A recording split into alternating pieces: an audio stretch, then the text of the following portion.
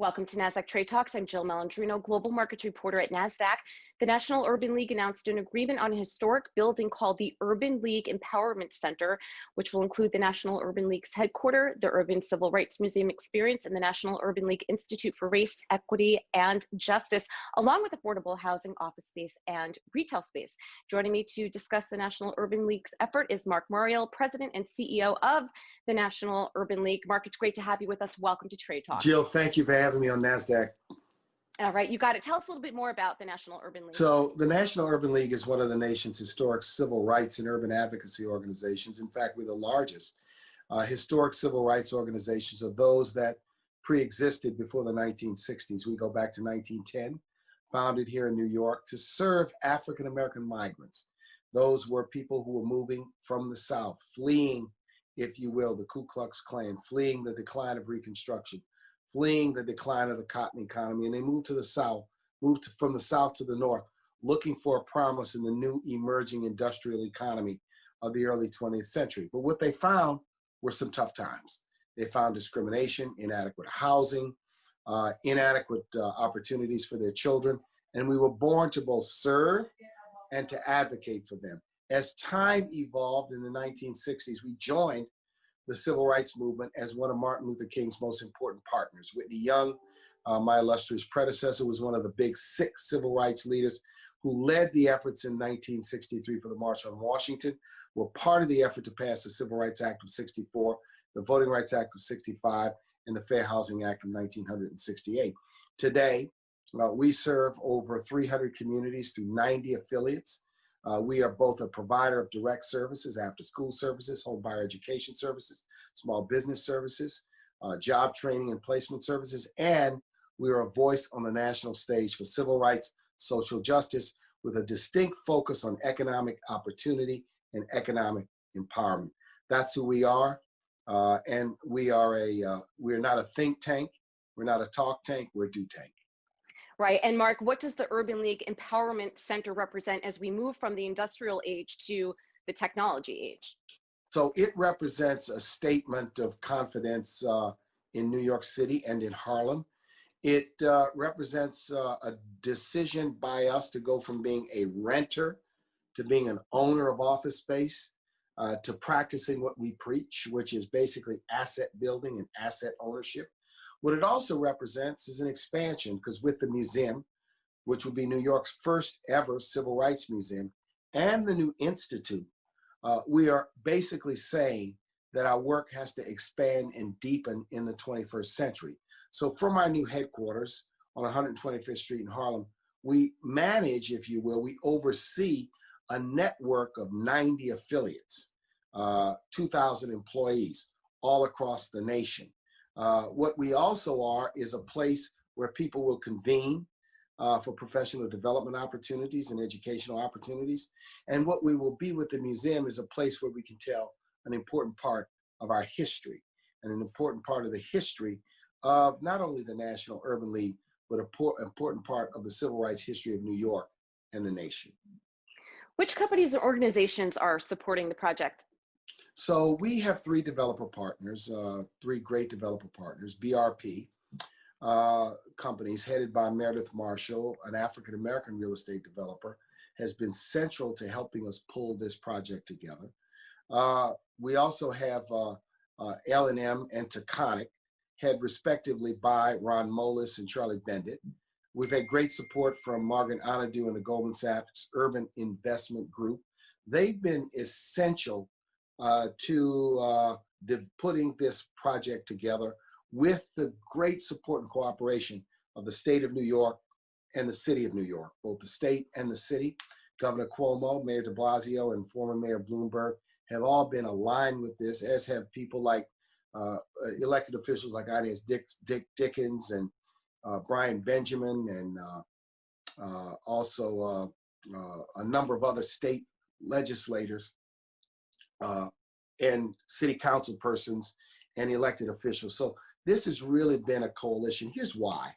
This project is the largest and most significant public-private project in Harlem, I believe, in 50 years, because of what it's able to do. So it brings retail space together, which is going to provide quality jobs, economic opportunities for the community, along with 170 units of affordable housing, which is a hedge against the climate of gentrification that has affected Harlem, along with the presence of the National Urban League, a historic civil rights and urban advocacy organization that's focused on the African American community. So the significance of all of these elements coming together to do this project cannot be understated. Well, the National Urban League, you've been invited to relocate to a number of other cities. Why is New York City always going to be home? You know, this is the greatest city in the universe, except for maybe my hometown, New Orleans, which I love New Yes, Orleans. I love it But too. here's the point. Chicago knocked on our door. Atlanta knocked on our door. Washington, D.C. knocked on our door. Philadelphia knocked on our door. And they were very interested. But for us, our legacy's been here. Our founding has been here. This is the financial capital of the universe. This is the media capital of the universe. And for us to stay here required us to make a statement. And this project is more than a headquarters. It's more than a home.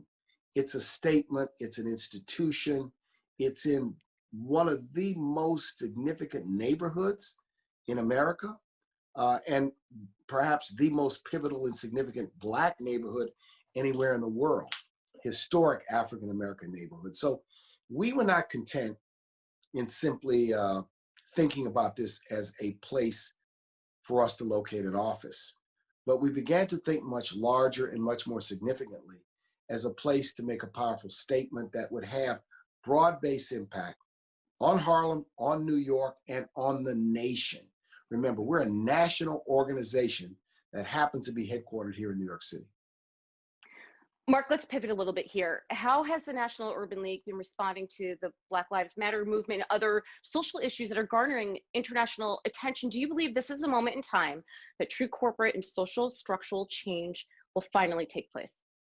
I think it should. I think it must. I think we're beginning to see signs that it will, but it's too early to tell. But the answer is yes. So we embrace the Black Lives Matter movement, which is, I think, the 21st century civil rights movement. Where we have been involved is on the ground in Louisville. Our leader, Sadiqa Reynolds, has been integral to the effort to fight for justice for Breonna Taylor. In Minneapolis, our leader, Steve Belton, has been an important part of the effort to fight for justice for George Floyd. Our leaders in Kenosha, Wisconsin, right now are working, indeed, at the state capitol, pushing for reform measures that respond to the moment there. Our leaders in Atlanta, Georgia, have been integral and are working with Mayor Keisha Lance Bottoms on efforts to reform the Atlanta Police Department. So we've been active. Our on-the-ground network gives us a chance to have real hands-on experience. At the national level, the National Urban League has been one of the leaders, and I've been involved in this effort to construct the proper legislative response to this moment, which has been the George Floyd Justice and Policing Bill, which I had the pleasure and the honor to testify, I should say the honor, testify before Congress with George Floyd's brother and a number of other leaders. That bill passed the House of Representatives and is awaiting action in the United States Senate. So we are involved both on the ground and we are involved nationally on issues of policing, issues of criminal justice reform, issues of economic fairness, justice, and empowerment, issues of educational equity. We are on the ground and we are at the national level pushing for the proper, the appropriate, the fair, and I think the meaningful responses to the moment we face. What's the best way to work with the National Urban League in support of economic empowerment in historically underserved communities?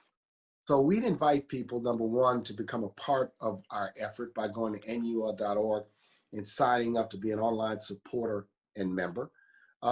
You can also become involved as a member of an affiliate in your hometown. You go to our website, nul.org. We have a zip code locator. You can identify the affiliate nearest to you. We certainly welcome any financial support. People can donate to us online. They can support all of our efforts. And I want to remind people that what the National Urban League does is we make a difference. We have impact. Our after-school programs are sending kids to college. Our home ownership programs are helping people become homeowners. Our reentry programs are helping people who've been historically incarcerated to find opportunities and find jobs and reunite with their families. So there's many ways for people to certainly be involved and follow our voice and follow our leadership. Sign up for our weekly newsletter, follow us on social media. We're in a continuous conversation about the important issues that people care about, whether it's economics, whether it's education in our kids, whether it's voting, and we're involved in economic policy, a broad-based economic policy, because my view is, I don't care if it's trade or taxes or fiscal policy, it affects urban communities, it affects Black communities, it affects communities of color, and we'll have a point of view. Whatever the economic policy is, we will have a point of view. It'll be informed by equity, it will be informed by a passion and a compassion that we have for those who've been historically locked out and left out in America. All right, Marc, we appreciate the hard work that Thank you're you. doing. It was an honor to have you on Trade Talks. Thanks for Thank you very joining much. me. You got it. Appreciate And thanks for joining us. I'm Jill Malandrino, Global Markets Reporter at Nasdaq. Thanks, Jill.